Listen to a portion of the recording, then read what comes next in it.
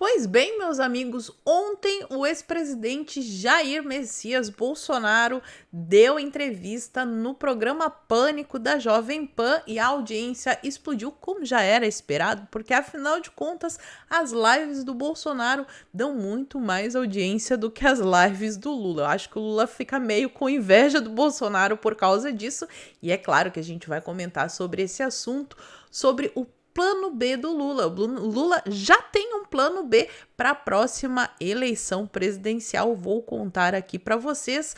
Mas, além disso, vamos falar sobre os jornalistas empoderados da velha mídia que parece que tiveram um surto. De repente, eles estão vendo e comentando a realidade com matérias que até pouco tempo atrás seriam inimagináveis. Claro que o assunto dessa semana também é reforma tributária. Arthur Lira já trancou a pauta essa semana. Ele disse que aprova. Será que isso é bom? Será que isso é ruim? Bolsonaro também irá responder a um novo processo. A perseguição não para, não vai parar. E, por fim, temos os milicos chateados. Eles estão chateados e se pronunciaram sobre essa história das Forças Armadas da Nicarágua fazerem um treinamento por aqui. Então, se você já gostou das pautas do vídeo de hoje, me ajuda a espalhar essas informações, curtindo, comentando e principalmente compartilhando o link desse vídeo nas suas redes sociais, grupos de Face e de Zap. Dá uma verificada na tua inscrição, vê se ela continua ativa aqui no canal. E se não for inscrito, se inscreve e dá essa moralzinha para mim. Pois bem, feita a introdução, vamos para a pauta de hoje. Começando aqui com uma sequência de matérias, meus amigos, que isso aqui se tivesse acontecido no ano passado, a gente não estaria na situação em que nos encontramos hoje com esse avanço da esquerda. Até o ano passado, Lula representava o amor, a democracia, mas parece que o jogo virou. O Estadão não é de hoje que vem fazendo umas matérias batendo forte no Lula e eu trago algumas, mas não é só o Estadão. Presta atenção aí, ó. Essa daqui, insistência no erro, falando sobre aquele programa de incentivo à compra de carros populares que está sendo um desastre. Diz o Estadão, programa de carro popular que nem deveria existir é prorrogado a despeito da ineficácia. E a coisa fica melhor no primeiro parágrafo. Não surpreendeu ninguém a decisão do governo de prorrogar o programa de incentivo ao carro popular, entre aspas, porque quem está aproveitando mesmo esse incentivo são as locadoras. Uma vez que o gênio do populismo, olha como eles estão se referindo ao Lula, gênio do populismo sai da garrafa, não há meios de fazê-lo voltar para lá.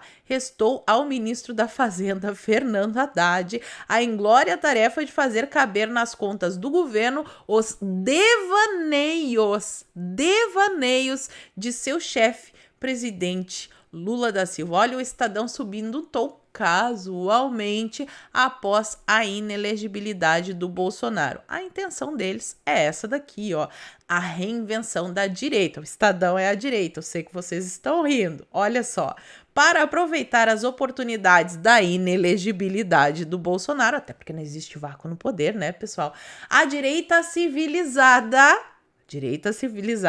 precisa depurar valores conservadores e liberais e concretizá-los em um movimento cívico. Direita civilizada, a gente já sabe. Para eles, direita civilizada é Fernando Henrique Cardoso com a sua maravilhosa social-democracia e toda a ala tucana da política brasileira. Mas não foi só o Estadão, falei para vocês. A Folha do São Paulo. Folha do São Paulo batendo forte no Lula. Lígia Maria diz: a estranha democracia lulista. Ao defender a ditadura venezuelana, Lula despreza direitos humanos e estimula a polarização política. Mas nós avisamos, aliás, a gente até tentou avisar, porque na época da eleição eu lembro muito bem que inclusive matérias que falavam sobre a ligação de Lula com os ditadores da Nicarágua, da Venezuela, todos os ditadores, que Lula adora um ditador, não podia ser falado nesse assunto. Teve matéria que foi derrubada porque falava sobre isso. Na época eles diziam que era fake news. Bom, o Lula chegou ao poder e está fazendo aquilo que a direita avisou que ele ia fazer, e os jornalistas estão impressionados. Nossa, oh meu Deus, Lula está defendendo a ditadura venezuelana. Meus amigos, foi o Lula que ajudou o Chávez, antes do Maduro aí, do Chávez a chegar ao poder. O Lula fez campanha para esse pessoal. O que vocês esperavam que ele ia fazer quando sentasse na cadeira da presidência? Agora a única coisa é fazer o L e rir para não chorar. Passemos aqui então para Bolsonaro, que ontem deu entrevista no Pânico e a audiência foi tão grande, que até a Folha de São Paulo se obrigou a noticiar com Bolsonaro após condenação. Pânico da Record a Jovem Pan e vence a Globo News. A atração de Emílio Surita foi esticada em 15 minutos por causa da alta audiência da TV paga. E lá o Bolsonaro falou sobre vários assuntos. Ele falou sobre a importância da formação de base, das eleições municipais e, claro, sobre toda essa perseguição que ele vem sofrendo. Esse assunto eu comentei de forma mais aprofundada lá no meu canal secundário, na live que eu fiz ontem com a Esté Papaiano. O link do meu canal secundário tá aqui embaixo, se vocês quiserem assistir a live, eu recomendo. Lá eu fiz uma análise bem mais aprofundada desse assunto aqui. E já que a gente tá falando sobre Bolsonaro, sobre o PL, também saiu essa notícia aqui. O Valdemar convocou uma reunião do PL após a inelegibilidade do Bolsonaro. O encontro será realizado agora esta semana, na quinta-feira, em Brasília, para tratar de interesses do partido. Tomara realmente que o PL faça o trabalho de base, porque as eleições municipais são muito importantes no desenho das próximas eleições presidenciais. E a gente não quer a esquerda no poder de novo. Então vamos tentar virar esse jogo. Tomara que o resultado dessa reunião seja positivo. Até porque o Bolsonaro foi condenado pelo TSE, ele não pode concorrer à próxima eleição, está inelegível, mas parece que a coisa vai se esticar. Ele vai responder mais um processo na AGU, em decorrência dessa condenação que ele teve, e o Igor Gadelha traz a seguinte matéria: após TSE, a AGU já prepara a ação contra Bolsonaro por improbidade. A AGU deve ingressar com ações contra Bolsonaro por improbidade administrativa e dano material e moral coletivo. Parece que vai ter que pagar uma indenização aí para os cofres públicos, e há boatos de que eles irão estender a inelegibilidade de Bolsonaro até 2030. É perseguição ferrenha, meus amigos. Enquanto isso, do lado de lá, do lado da esquerda, o governo Lula está discutindo um plano B para a regulação da internet antes das eleições de 2024. Porque, claro, a esquerda sabe que eles não têm nenhuma chance em um país onde a liberdade de expressão impere, onde as pessoas possam falar, por exemplo, que o Lula tem fortes laços com a ditadura venezuelana, com a ditadura da Nicarágua. Se isso pudesse ter vindo à tona durante a eleição, talvez o resultado não seria esse que a gente vê hoje. Então, o Lula está querendo que o executivo tome ações, né? Eles já sabem que eles não vão conseguir avançar com a PL das fake news. O estrago foi muito grande, então eles estão apostando em uma mini reforma eleitoral e na lei do consumidor. Vamos ficar atentos porque isso aqui também não pode passar. Eles vão só colocar uma roupinha diferente na censura e vão tentar tocar esta pauta novamente, mas nós estaremos atentos. E aí eu vi essa notícia aqui que todo mundo estava comentando, eu fico imaginando se o presidente fosse Bolsonaro e saísse essa notícia. Ministério da Saúde prioriza produto nacional e a vacina deve ficar pronta para 2025. Apesar do imunizante japonês ter sido aprovado pela Anvisa, o governo prefere esperar o do Butantan, que não fica disponível antes de 2005, enquanto o ano caminha para recordes de casos de óbitos. Pois bem, o que está acontecendo aqui é que existe já uma vacina para a dengue, a gente sabe, tem várias campanhas todo ano, aliás, no ano da pandemia não teve dengue, né? Foi um ano assim atípico. Mas normalmente tem bastante problema com esse mosquito da dengue aqui no Brasil. A gente sabe que, infelizmente, muitas pessoas vêm a óbito.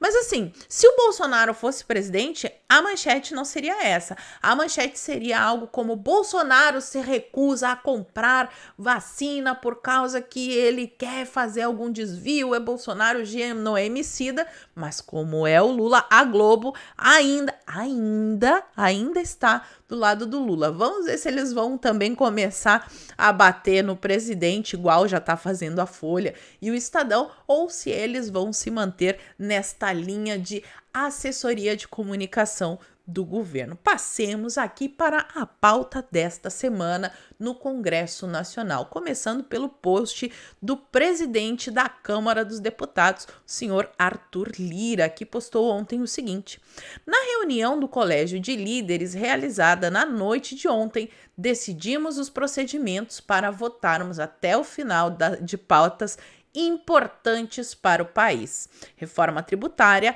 CARF e arcabouço fiscal são prioridades na discussão da Câmara dos Deputados. Pausa aqui. Arthur Lira postou isso na segunda. Então, se a reunião que ele está dizendo aqui que foi ontem, a reunião foi domingo de noite. Quando é que deputado trabalhou domingo de noite? É uma coisa inédita, né? Para vocês verem como este é um tema importante. Segue o Arthur Lira.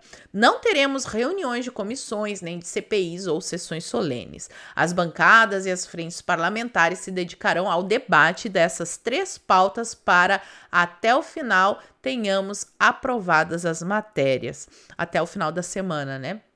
É chegada a hora de darmos um salto e aprovarmos uma nova legislação tributária que o Brasil merece. Daremos celeridade na votação dessas matérias fundamentais para o desenvolvimento econômico e social do país. Só que assim, né? Essa reforma tributária tá polêmica. A Associação de Supermercados já lançou um estudo dizendo que a carga tributária sobre os itens da cesta básica pode aumentar em até 60%. E pelo que eu vi, para os estados, casualmente, para os estados do Centro-Oeste, Sudeste e Sul, a coisa vai ser mais pesada. Então, não dá para votar um tema complexo desse a toque de caixa. A coisa tem que ser muito bem discutida. Não dá para fazer atropelos. E aí, o Jordi posta o seguinte: Jordi tava pistola ontem, olha só o que ele postou. Absurda a decisão do presidente Lira de convocar reunião para as 21 horas na residência oficial no domingo. Fui informado dessa reunião somente 18h45. A definição de sessões já para hoje para votar a toque de caixa matérias que impactarão o Brasil com uma reforma tributária é arbitrário. Inaceitável. Estamos com você, Jordi. Eu também acho que isso é demais. E por conta dessa história toda, o depoimento do Mauro Cid, a CPMI dos atos antidemocráticos, os atos do dia 8, os atos do COP, aquele vandalismo que aconteceu em Brasília, não vai mais ocorrer. Ela foi transferida para a próxima semana. Então, o Mauro Cid, que iria prestar depoimento, fica para a próxima terça-feira. Voltando aqui para a reforma tributária, só um pequeno trecho que eu pensei de algumas coisas que eu vi é sobre a tributação, o direito de herança. Todo mundo sabe que comunistas, socialistas, esquerdistas, eles querem acabar com o direito de propriedade e com o direito à herança. Quem leu o Manifesto Comunista sabe que uma das metas é o aumento progressivo da carga tributária e aí a redução do direito de herança. Olha só, isso não é bem parecidinho com o que o PT está propondo. E depois dizem que o comunismo é tudo viagem da cabeça da gente, né? Correio Brasiliense. Reforma prevê tributação de heranças de acordo com valores dos bens. Segundo o texto preliminar apresentado nesta quinta, veículos aquáticos e aéreos passariam a ser tributados também. Então, eles querem um aumento progressivo aí na tributação sobre as heranças. Você construiu um patrimônio, vai deixar para o seu filho, um pedacinho vai para o papai Estado. E por que eles precisam desse dinheiro? Para sustentar isso daqui, ó. Deputados gastam 72 milhões de dinheiro público em 6 meses. 6 meses. 72 milhões. O montante é gasto com a cota parlamentar. Mas isso daqui não é nada irregular. A gente nem tá falando sobre propina ainda, né? O Lula, por exemplo, em 5 meses, só o Lula gastou 24 milhões em viagens internacionais. De onde vocês acham que saiu esse dinheiro? Do meu, do seu, do nosso bolso, através dos impostos que nós pagamos todos os dias, quando acendemos a luz de casa, quando tomamos banho, quando respiramos, quando comemos. A todo momento estamos pagando impostos. E para finalizar, temos o exército chateado. Foi uma polêmica quando saiu a notícia, né, que os militares da Nicarágua estariam vindo para o Brasil. Tinha gente perguntando se os militares da Nicarágua iam ensinar para as nossas forças armadas como que faz para colocar padre e freira no paredão, ou se eram os nossos militares que iriam ensinar para eles como prender senhores e senhoras que estão acampados. E aí eles ficaram chateadinhos, que eles têm que manter aquela pose deles, e se manifestaram sobre isso. Olha só a desculpa esfarrapada. Para mim, isso aqui é uma desculpa esfarrapada. Eles disseram que o exército, na qualidade de presidente do CEA, vem cumprindo seu papel de liderança no processo de expansão da cooperação e da integração no enfrentamento dos desafios e das ameaças que podem afetar a segurança e estabilidade de todos os países do continente americano. O que eu entendo aqui?